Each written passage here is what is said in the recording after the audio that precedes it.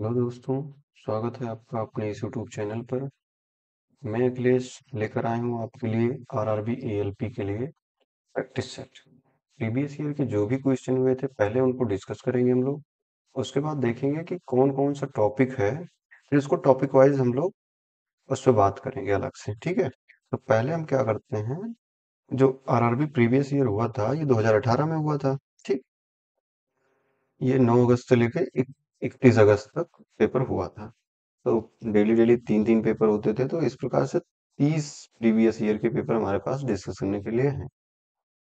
तो पहले हम लोग जो बात करेंगे जिस पे उस वो है 31 अगस्त का पेपर। ठीक है, तो चलिए समय न वेस्ट करते हुए हम लोग पहले क्वेश्चन डिस्कस करते हैं, बाकी आगे की स्ट्रेटजी जो भी होगी उस पर हम लोग बात करते रहेंगे। ठीक है, तो चलिए क्वेश्चन लेते हैं सीधे। और ये क्वेश्चन है रीजनिंग का, एम्बेडेड फिगर का। तो इसमें हम लोग क्या करते हैं, इसमें क्वेश्चन को पढ़ लेते हैं पहले। दिया गया प्रश्न चित्र दिए हुए उत्तर चित्रों में से किसी एक में मौजूद है। एम्बेडेड का मतलब इनबिल्ट होता है, जो सेम फिगर जो है उसको बिना रोटेशन किए, ठीक है, इसमें रोटेशन अलाउड नहीं होता है, वो इस विकल्प के साथ फिट बैठ जाएगा। यही चीज हमको देखना है। तो सेम चीज को इसके साथ इमेजिन करके देखेंगे आप। ठीक है, पहली चीज तो इसमें जो ये वाला पार्ट है ये इसमें मैच नहीं कर रहा है। ठीक है, अब यही अगर यही नीचे वाला पार्टी देखेंगे तो इसमें भी मैच नहीं कर रहा है, इसमें भी मैच नहीं करता दिख रहा है। ठीक है, लेकिन जब इसके पास आएंगे तो उससे साइज तो इसकी छोटी लग रही है, लेकिन फिर आप देखेंगे कि ये चीजें मैच करती हुई दिख रही हैं। आप इसको ऐसे ड्रा कर सकते हैं। ठीक है, ऐसे देखिए ये चीज बन गया। उसके बाद अब जितना पार्ट मैंने मार्क किया है इसको आप देखेंगे तो ये मैच कर रहा है। अब ऑप्शन इसमें कौन सा लग जाएगा, डी वाला। ठीक है, आगे फिर हम बढ़ते हैं दूसरे क्वेश्चन की तरफ। ठीक है, अब ये मैथ का क्वेश्चन है। एमंग द फॉलोइंग हुई चीज रेशनल नंबर, यानी कि परमीय संख्या इसमें से कौन सी है। पहले तो ये जानना होगा कि परमीय संख्या होती क्या है या कौन सी संख्याएं नहीं होती। परमीय संख्या का मतलब होता है जिनको पी बाई क्यू के फॉर्म में आप लिख सकते हो। ठीक है, तो ये क्या होता है, पी बाई क्यू का मतलब एक तो रूट में नहीं होना चाहिए। ठीक है, वैल्यू जैसे रूट 3 है ये परमीय संख्या नहीं है। ठीक है, और जैसे पाई है ये भी परमीय संख्या नहीं है। और पाई के अलावा और भी आपको मिल जाएगा। अब इसमें पहले देख लेते हैं रूट वाली बातें। अब देखो 32 लिखा है, ये इसमें करड़ी की घात 3 है, तो 32 को क्या लिख सकते हो, 2 की पावर 5। ठीक है, और करड़ी की घात 3 है यानी कि 5/3 हो जाएगा। इसको हल करेंगे तो 2 की पावर 5/3 बन जाएगा। ठीक है, अब 2 की पावर 5/3 ये तो कोई पूर्णांक संख्या उस तरह से बन नहीं रहा है। ठीक है, अब इसके पास जाएंगे, अंडर रूट करने की घात 5 है और अंदर में है 32, यानी कि 2 की पावर अंदर में बनेगा 5 और करनी की मतलब बटे 5, तो 5 5 कट जाता है तो आता है निकल के 2। ये हो गया इसमें परिमेय संख्या। ठीक है, तो आगे आगे देखते हैं। चलिए आगे आगे ये है जीएस का क्वेश्चन। करंट का क्वेश्चन था उस समय पे, प्रधानमंत्री नरेंद्र मोदी द्वारा राष्ट्र को समर्पित धौला सादिया पुल किस नदी पर स्थित है। ठीक है, तो ये ब्रह्मपुत्र की एक सहायक नदी है, लोहित नदी। ठीक है, ब्रह्मपुत्र की सहायक नदी है लोहित नदी। ठीक है, तो इसी पर ये बना है। ये अरुणाचल प्रदेश और असम के बीच में बॉर्डर है नदी, और इसी से ये दोनों को जोड़ता है। इधर अरुणाचल प्रदेश है और इधर है असम। ठीक है, तो ये भारत का सबसे लंबा नदी ब्रिज है। ठीक है, इसकी जो लंबाई है वो 9.15 किलोमीटर है। ठीक है, और इसके पहले जो सबसे लंबा नदी पुल हुआ करता था वो 5.75 किलोमीटर के साथ महात्मा गांधी सेतु हुआ करता था। ठीक है, इसी से रिलेटेड अभी जल्दी में प्रधानमंत्री नरेंद्र मोदी जी ने मुंबई ट्रांस हाइबर लिंक का उद्घाटन किया है, जिसकी लंबाई 21.8 किलोमीटर है। ठीक है, ये 6 लेन का पुल है और ये नाहवा सेवा को मुंबई से जोड़ता है। मुंबई में ये सेवरी से शुरू होता है और नवी मुंबई में नाहवा सेवा से जोड़ता है। ठीक है, तो ये सब भारत का सबसे लंबा समुद्री पुल जो है वो मुंबई ट्रांस हार्बर लिंक है। और इसका नाम अभी चेंज कर दिया गया है। अटल बिहारी वाजपेयी जी के नाम पर इसका नाम रखा गया है अटल सेतु। ठीक है। चलिए आगे नेक्स्ट क्वेश्चन पे चलते हैं। देखते हैं अगला क्वेश्चन किस टॉपिक से है।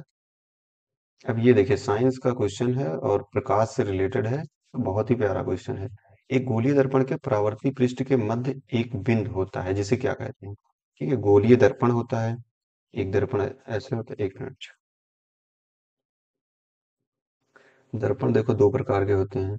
एक तो उत्तल दर्पण होता है, ऐसे बनाओ, ये तो अवतल दर्पण है। ठीक है। और एक होता है उत्तल दर्पण। ठीक है। इधर से ये कलई किया रहता है और इसमें इधर से कलई किया रहता है। आज इसमें इधर से आएगा, इधर को जाता है। जो प्रकाश इधर से आएगा, इधर को जाएगा। ठीक है, तो ये क्या हो गई, परावर्ती पृष्ठ हो गया। यही है परावर्ती पृष्ठ। कह क्या रहा है कि एक गोलीय दर्पण के परावर्ती पृष्ठ के मध्य बिंदु, यानी कि ये जो दर्पण है इसके परावर्ती पृष्ठ यही है। इसका मध्य बिंदु जो होता है उसको क्या कहते हैं, इसको बोलते हैं ध्रुव। ठीक है, ध्रुव पोल, इसको पी से लिखा जाता है। अब इसमें देखिए इसका मुख इधर को है। ठीक है। अब ये परावर्तक सतह है, प्रकाश इधर से आता है, इधर को जाता है। ठीक है, ऐसे करके। अब इसी सतह का जो मध्य बिंदु होगा उसी को बोलते हैं ध्रुव। उसी की बात करें, आगे इसी से रिलेटेड और बात करेंगे। तो जैसे ये अगर अवतल दर्पण है, ठीक है, ये अगर अवतल दर्पण है तो इसमें देखिए एक होता है अक्ष। ठीक है, अक्ष जो होता है वो यही जो पी है, ध्रुव है। और यहाँ पे होता है एक वक्रता केंद्र। वक्रता केंद्र को सी से लिखते हैं। ये आता कहाँ से है, ये जिस भी गोले का ये भाग होता है ना, उसी का जो केंद्र होता है, अगर ये पूरा पूरा गोला होता, इसका केंद्र अगर सी होता, तो यही इस दर्पण के लिए वक्रता केंद्र कहलाता है। ठीक है। और इस ध्रुव और वक्रता केंद्र की बीच की दूरी को वक्रता त्रिज्या बोलते हैं। आगे मिलेगा तो डिस्कस करेंगे, नहीं तो इसके लिए हम लोग एक प्रकाश का पूरा एक कंबाइंड टॉपिक जो है वो डिस्कस करेंगे, जिसमें प्रकाश से रिलेटेड सारी चीजें दूर हो जाएंगी। ठीक है। जितने भी क्वेश्चन मिलते जा रहे हैं पहले आप क्वेश्चन कर लीजिए, उससे अंदाजा लग जाएगा किस तरह का, किस लेवल का क्वेश्चन पूछता है। उसके बाद हम लोग अलग अलग टॉपिक बना के उसको डिस्कस करेंगे। ठीक है। तो चलिए नेक्स्ट क्वेश्चन ले लेते हैं। हम्म, दिए गए वक्तव्य को सच मान कर चलें और यह निर्णय लें कि वक्तव्य में दी हुई जानकारी के आधार पर दी गई कौन सी कार्रवाइयां तर्कसंगत रूप से अनुसरण करती हैं। ठीक है, मतलब जो भी दिया है सही है गलत है उससे नहीं मतलब है। बस इतना सा मतलब है कि जो भी दिया है उसको सच मान लेना है। दिल्ली में प्रदूषण और वायु की गुणवत्ता स्वीकार्य स्तर से परे है। ठीक है, यह उद्योगों और वाहनों द्वारा हुए प्रदूषण के कारण है। ये स्टेटमेंट दे दिया। ठीक। अब इसमें क्या कह रहा है, इस पे कार्रवाइयां क्या करेंगे आप। एक तो कह रहा है वाहनों को क्रमशः विषम और सम दिनों में चलाने के लिए समूहों में विभाजित किया जाना चाहिए। ठीक है, तो इसको कर सकते हो आप। देखो इसका आंसर करने में आपको एक चीज ध्यान देना है कि बहुत कड़े फैसले नहीं लेने। ठीक है। और इसमें दूसरा देखते हैं, तो इसमें दूसरा जो स्टेटमेंट दिया गया है, कार्रवाई दी गई है, सरकार को नए कारखानों और वाहनों के पंजीकरण को रोकना चाहिए। अब नए कारखाने और नए वाहनों का पंजीकरण ये तो रोक नहीं सकते हैं, क्योंकि ये देश के विकास में बाधक बन जाएगा। ठीक है, तो ये स्टेटमेंट जो हो गया, ये कार्रवाई जो हो गई वो गलत हो गई। हमेशा हमको पॉजिटिविटी के साथ लेना है। ठीक है, और बहुत कठोर कार्रवाई नहीं करनी है। अभी अगर इसमें लिख देता कि हाँ, वाहनों की जांच करके या नए कारखानों का प्रदूषण या ऐसी चीजों को, जो इक्विपमेंट लगाएगा उसी को अलाउ करेंगे, तो ऐसी चीजें सही हो जाती है। लेकिन ये पूरा रोक लगा रहा है, तो ये तो होगा नहीं। तो इसके लिए आंसर इसका हो जाएगा ओनली वन फॉलो। ठीक है। आगे हम लोग चलते हैं, इस पे भी हम लोग वीडियो बनाएंगे। ठीक है, उसके अलग से ले लेंगे क्लासेस, ताकि आपको दोबारा क्वेश्चन मिले तो उसको फिर दिक्कत ना हो। अभी तो हम लोग फिलहाल यहाँ केवल क्वेश्चन डिस्कस करेंगे। ठीक है, ये मैथ से रिलेटेड क्वेश्चन आ गया। इसमें क्या होता है, पहले आप ब्रैकेट को खोलते हो। ब्रैकेट, अब देखो इसमें छोटा ब्रैकेट लगा है, तो 13 3 16, 24 में से 16 कटेगा तो कितना आ जाएगा, कितना आएगा, 8 आएगा। ठीक है। अब मछली ब्रैकेट के अंदर की चीजों को केवल अगर हम ले लेंगे, तो -12 गुणे 8 आ गया यहाँ से। ठीक है, फिर मछला ब्रैकेट क्लोज हो गया है। ठीक। अब फिर भागे है तो अब इसमें 20 में से 4 गए, 16 कर लेते हैं इसको, ठीक है। अब यहाँ पे लगा है बड़ा ब्रैकेट, और इसके बाहर क्या लिखा है, 1/6। सारी चीजों को लिखते चलिए, नहीं तो कोई छूट जाएगा, पता चलेगा जितना आप निकालेंगे उसी के साथ आंसर करते चले जाएंगे। ठीक। अब यहाँ पे भाग करना है, लेकिन इसके पहले ये ब्रैकेट लगा है, तो पहले ब्रैकेट हटाएंगे तो 12×8 = 96 हो जाएगा, ठीक। तो फिर इसको लिखेंगे 1/6, ब्रैकेट के साथ। ब्रैकेट अब हटा ही देते हैं, बड़ा वाला ब्रैकेट नहीं, बड़ा ब्रैकेट लगा रहने देते हैं अभी। 12×8 - 96 भागे 16, ठीक है।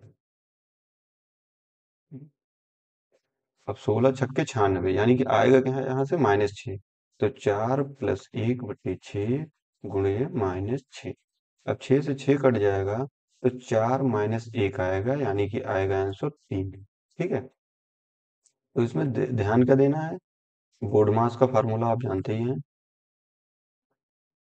ठीक है।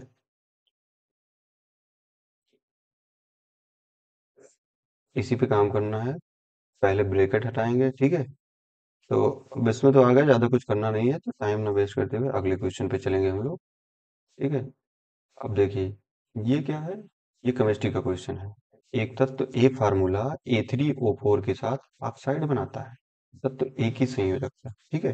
अब इसमें संयोजकता इसकी देखेंगे, तो A3O4, इसमें क्या हो जाएगा, इसकी संयोजकता, ये जितना इधर है इसको इधर ले आओ 4, तो ये 3 है तो इधर आ गया 3।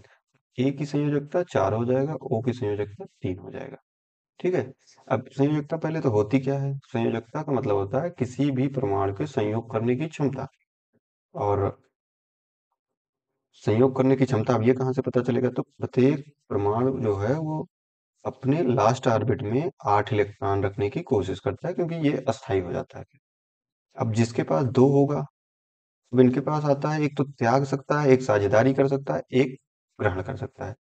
अब चार, चार वाला जो है वो साझेदारी करके बना लेता है, ठीक है।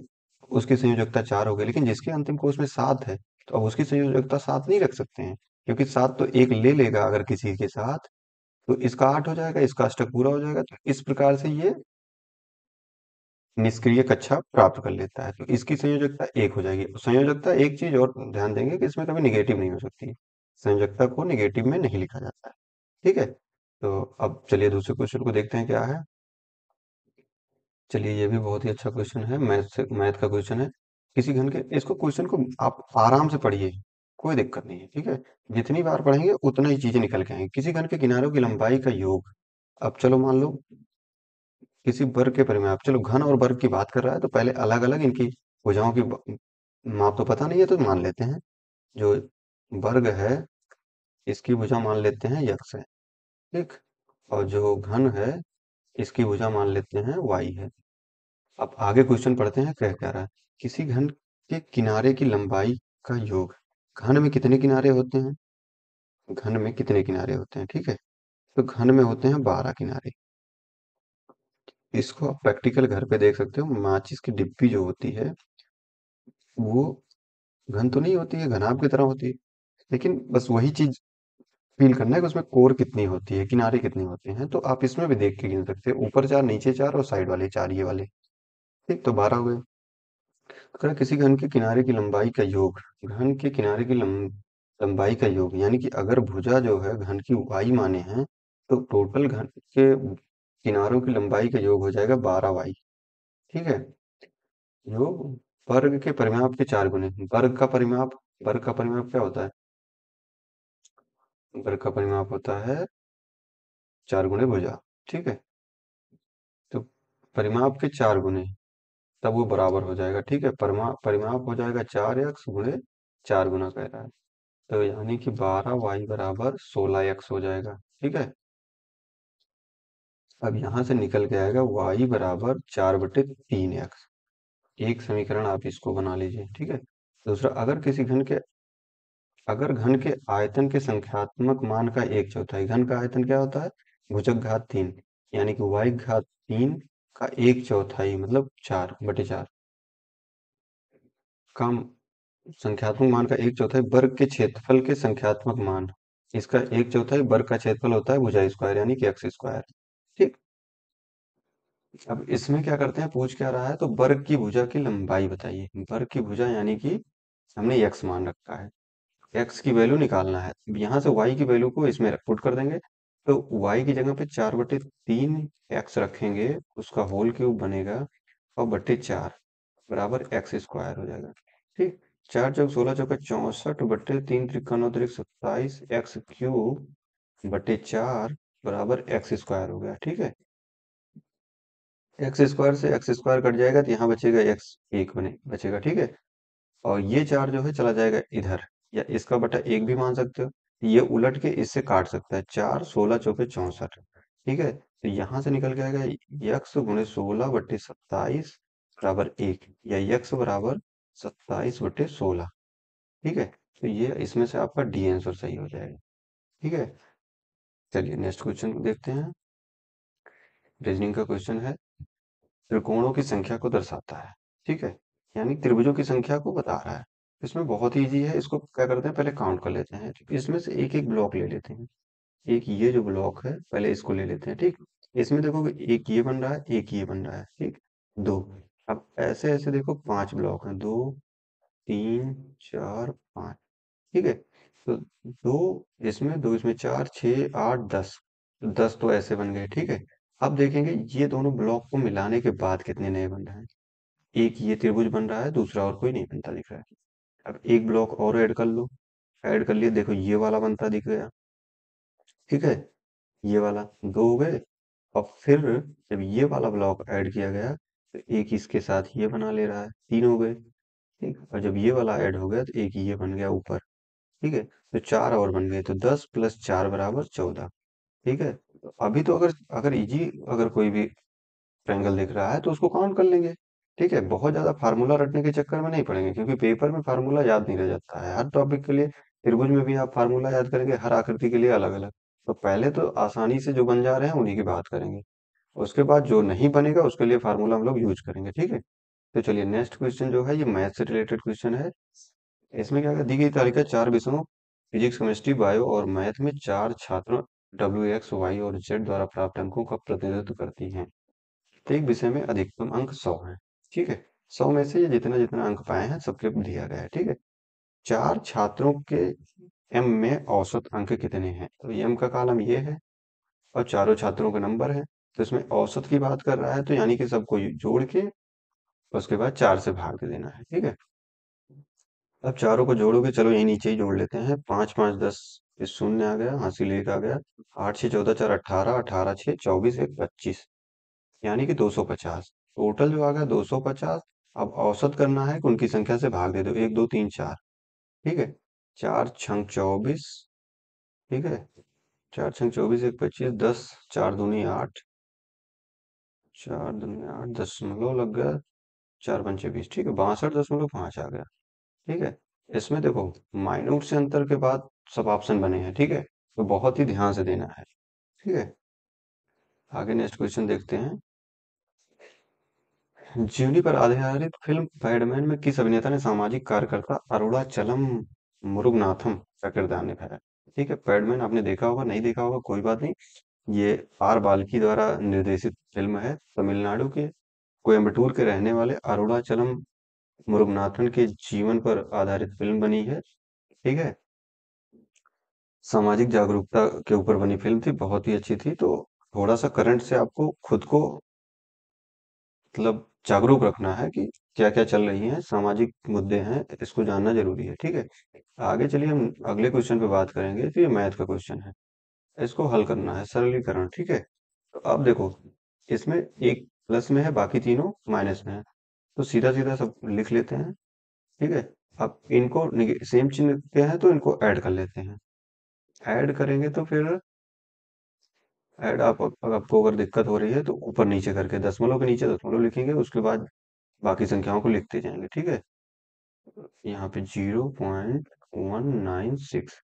ठीक है, अब 3 अंक तक है, इसमें 2 ही अंक है, जीरो बढ़ा लो, इसमें जीरो बढ़ा लो। ठीक, अब ऐसे ऐड करोगे 6 आएगा, फिर 9 6 15, ये 5 हासिल एक, 9 6 15 1 16 1 17 के 7 हासिल आवा एक। ठीक, 9 1 10 11 के एक हासिल आवा एक। इतना आ गया। अब इसमें से इसको घटाना है, यानी कि यहाँ पे 0.00।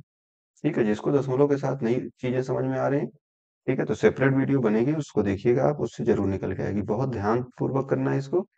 ठीक है, तो चलिए अब घटाते हैं। तो इसमें से एक उधार इधर आ जाएगा, तो यहाँ हो जाएगा 10। 10 में से 6 गए 4, यहाँ पे बचेगा 9। 9 में से 5 गए 4, यहाँ 9। 9 में से 7 गए 2 दशमलव, यहाँ 5 है, 5 में से 1 गए 4, 9 में से 2 गए 7, 1, यानी कि 174.24। अब देखिए इसमें भी देखो, 174 के दो हैं। ठीक है,